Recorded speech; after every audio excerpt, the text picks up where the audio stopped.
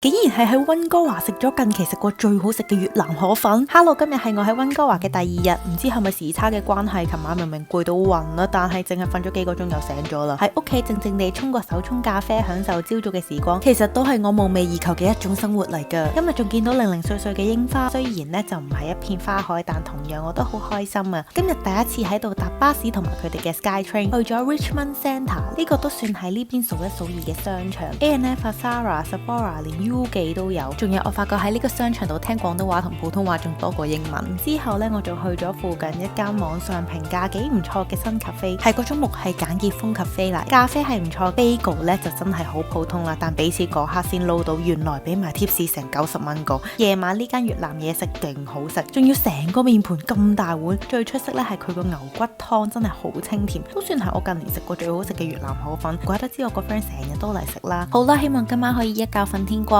我再諗下聽日去邊度揈下先，如果你哋有推介都可以話我知㗎。聽日見啦！